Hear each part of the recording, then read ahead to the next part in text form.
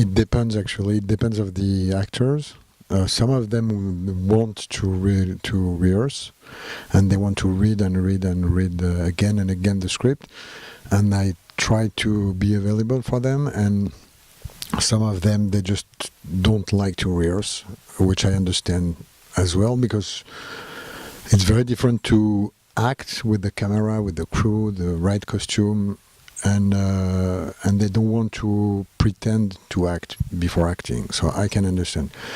But still, I think it's interesting to read the script, at least to understand what is written, what is not written, and what it's about. At least we all do the same movie and we all tell the same story. And for the movie that you haven't seen yet, it was very specific because I worked with non-professional actors, and they live in the countryside in Georgia, in the mountains, so they're really not moviegoers. They don't know exactly how it works. So I first sent a coach, a trainer for actor coach, just to explain to them how things gonna happen. Just the principle that there will be a camera, they will have to do the scene many times, and when I say action, they will have to act. These very basic things, and for some of them, it was the results were amazing. Really, some of them did some incredible performance, and for some other, it was very very difficult because very mechanical, and because they don't know how to play that, no technique. So I try to do my best for each of them. I don't consider people as actor or technician, or first of all, they are human beings, and they're very different. So. From the beginning, the testimonies have been about absolutely inhuman violence. Whole villages are being destroyed. Whole families are just wiped out. And then you never know why there's a kid who makes it. Some of them are so little that it's just a miracle sometimes. The character was written, but the boy, we found him, and we've been very lucky because we looked for an actor, a non-professional, for a kid in a bunch of villages in Georgia where there's a Chechnyan community. So we had like 10 villages to find our kid. So that means we've seen 450 kids, which is really a few. It's not that much for a part like this, and it appeared that he was really good. When we did during the casting process, it was obvious that he was the best one, and he was like 8.5, and he really had a very natural relation to acting. When you ask for 10 kids to act, 9 will jiggle.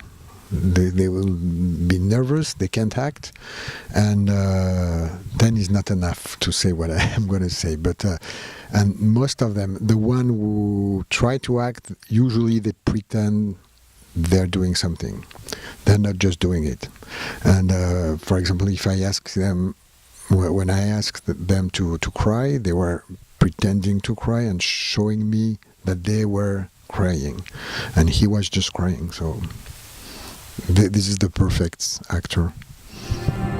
Just imagine what ideas we're putting into their heads. You mean we're creating future fighters? I don't know. Every one of them will shape their own destiny. Well, usually kids are just taken in by the community.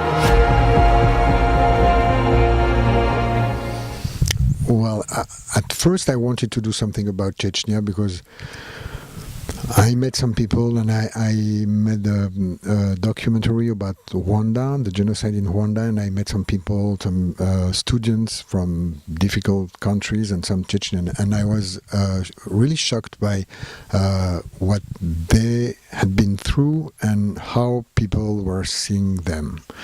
There's people think of about Chechen as terrorists, and they are just war victims for most of them. And so I wanted to do something about that, because it's I make movies, so I can make something about this subject. And I found but I didn't know what, actually, because I'm a comedy director, and it's very difficult to take that kind of topic when you're a comedy director. And I found this movie, Fred Zinman's movie, The Search, the original one, and I really loved his approach, how he made this movie. He really tried to, he made actually a mainstream movie with a very difficult topic, and it's exactly what I wanted to do. And I added some point of views because I felt that today the script of Zinman was not really enough. There was just one point of view. Let's say two, but basically it's one. And I wanted, so I added this line with the Russian soldier, and I wanted to say that I wanted to create a mirror effect between a young kid, which is a refugee, a victim. He's maybe 9, and there's another kid. He's maybe 9 years older, and he's 18. He has almost the same face, and he's a soldier. And the idea was to say that it depends when and where you're born, and you can be on one side or the other of the gun, and it changed everything. I've had a little boy at my place for the past few days. That's wonderful. Yes, but I'm not sure I can handle it. Would you help me?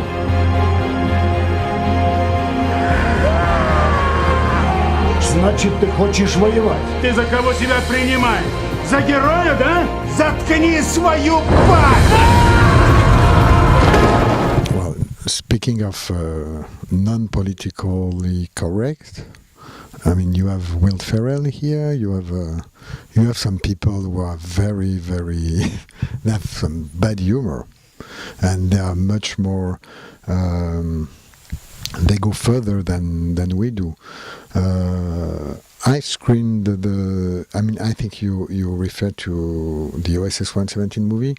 I screened them here, and actually, people here, the way they laugh is more expressive than in France, and it's incredibly more expressive than in Japan, for example. In Japan, nobody make any noise, and at the end they say it was very funny. They have a very strange way to laugh. And here you laugh for real, so there's an energy in the room, in the theater, and it's a show. And I think people, I mean, it's the kind of humor, some people like it, some people don't. And I remember I met a woman during the promotion of the artist, which was really old-fashioned humor. I mean, it was really like the grandpa's humor. I mean, no insolence at all. And the woman told me, "How could you make such a nice movie, The Artist, after this awful, unbearable comedy you did before?" So and it was supposed to be a compliment. So I said thank you because I'm a coward, but I don't know how it traveled. I think it traveled. One thing people don't get here, there's a real work on the words, because our relation to our language in France is very different from here. People don't really. It's not that they don't care, but if they understand you, it's okay. In France, people really respect, and the language is so important, and so there's a lot of work on the OSS 117 on the language, and that characterizes the characters, and so people don't get that here, but it's okay. They get other things.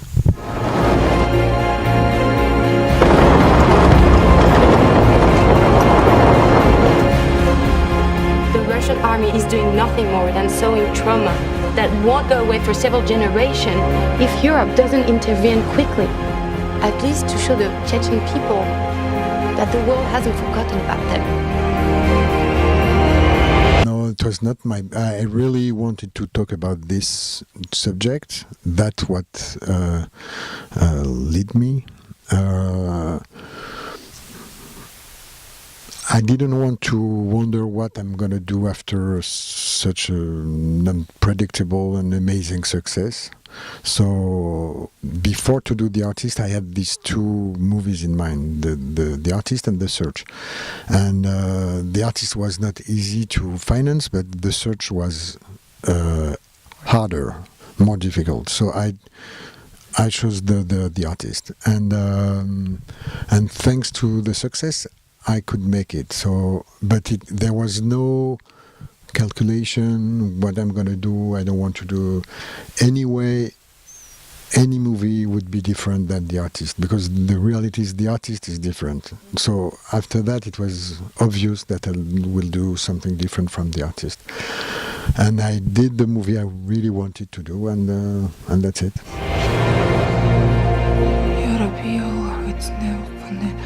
Så 20 خليتها أشي لغصون نسخلولا